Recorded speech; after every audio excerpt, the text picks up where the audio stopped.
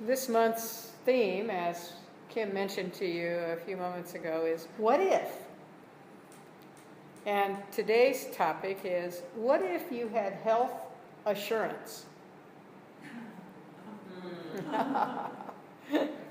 Recently I had an opportunity to hear Reverend Dr. John Waterhouse from the Asheville, North Carolina Center for Spiritual Living do a talk titled Thoughts to Myself about how to change the world. And though it was a brief presentation that he did, for me it was one of those open moments. You know, you've heard me refer to open moments before on occasion. One of those times when you are experiencing life changing in its impact on you. Later that day at lunch, I made a point of sitting with Reverend John and his wife, Reverend Barbara, to discuss this concept that he had brought forward to us in the briefest of moments, but with a real message. Then I told him that it was my intention to do a series on it as soon as I could, while the depth of his ideas were still fresh in my mind and and in my heart. So here it is this month. What if? What does health mean to most people? What does it mean to you? Most people I've discussed this with pretty much consider health an absence of symptoms of disease. And most of those people have a lengthy and sometimes very descriptive discourse on disease itself. And sometimes pretty vivid descriptions of particular diseases in their experience. So what if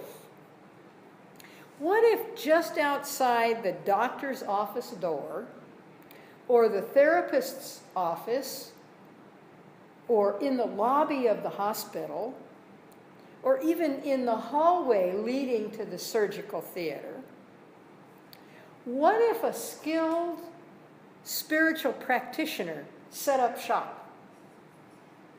What if, as a patient approached an examination, a diagnosis, a surgery, a rehabilitation, what if somebody skilled in the art, the act, and the science of mental healing was available and ready to speak the truth for that patient, that disease is not cause, disease is effect, that healing is not a process, but a revelation, for the revealing of truth always heals.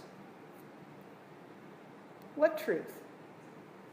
That each of us is a perfect expression of the divine creator, and that whatever condition has appeared, it's not necessary for us to claim it or to give it a permanent home.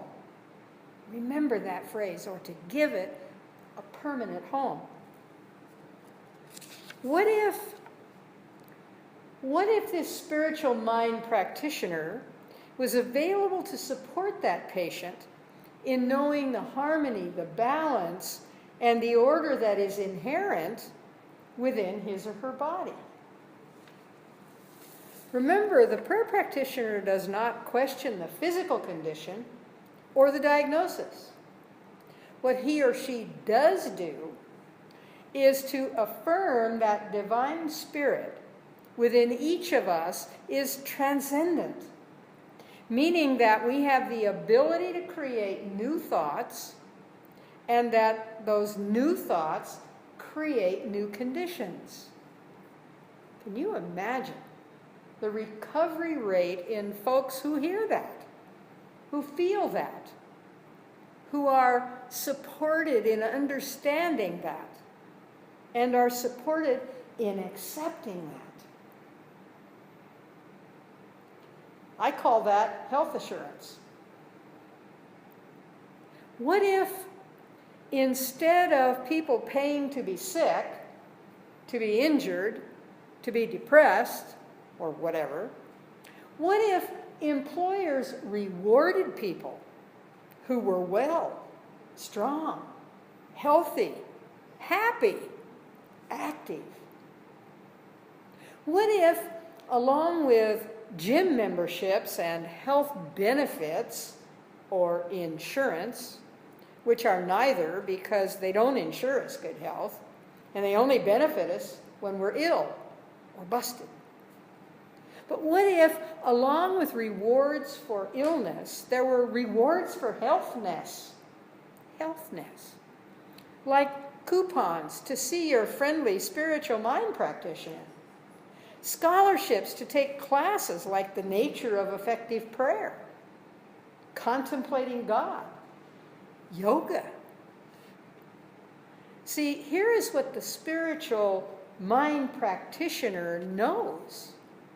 The body is a combination of divine ideas, that every organ knows how to operate in perfect right order. That's what they came to do. Every organ and every function in the human body has a universal prototype behind it. It's not something apart from God. It's something within God. It's part of the grand plan, if you will, or the divine plan. We are all created in that image and likeness of perfect function. And in the physical plane where we are currently residing, each of us has those parts and those connections and those systems to do that very thing. These functions are attributes of spirit. And there is divine harmony underlying the entire process of humanness. It's not a mistake. It's designed and created and can and does function in perfect right order.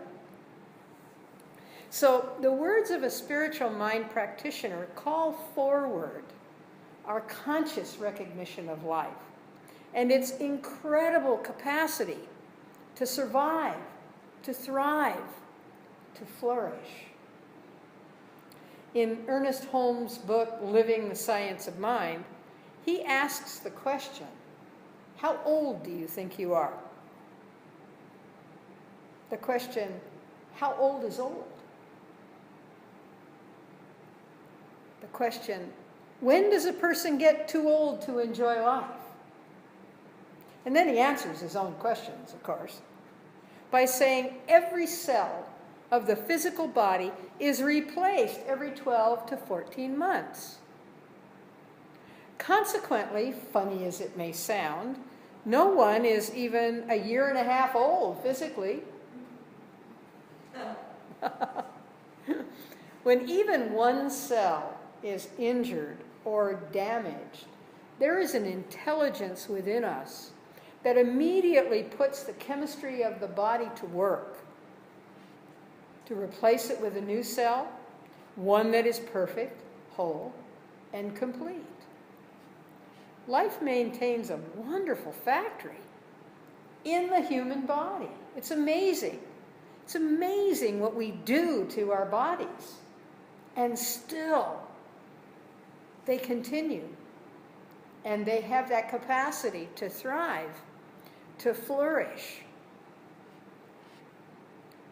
The human body has a furnace room to generate heat. Even here in Hawaii it does. It's ratcheted down some, but it's there. The human body has a chemical plant to purify and dispose of toxins. It has a maintenance crew that keeps our machinery in order. It has a lubricating system to keep our joints oiled. It has a transportation system that carries supplies from one part of the factory to another. So what What if we could believe the words of a spiritual mind practitioner who says, there is one life. That life is perfect. That life is God's life. That life is my life now. Let me say that again. There is one life. That life is perfect. That life is God's life. That life is my life now. What if the practice of mental healing worked hand in hand with medical doctors, with surgeons, and with therapists of various persuasions to support and to encourage symptomatic relief first, cure of specific ills next, and revealing of the truth of life, which is the healing. So from treating the symptoms to removal of the symptoms to removal of the cause brings about the healing. Almost 100 years ago, Ernest Holmes wrote these words. Today, most physicians recognize the power of thought in relationship to the body. They also recognize the dynamic energy of emotions.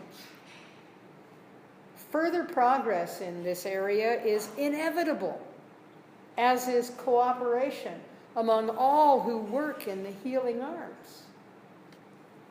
So, unifying together, not only to alleviate suffering, but to remove its cause through the use of mental healing, what a concept.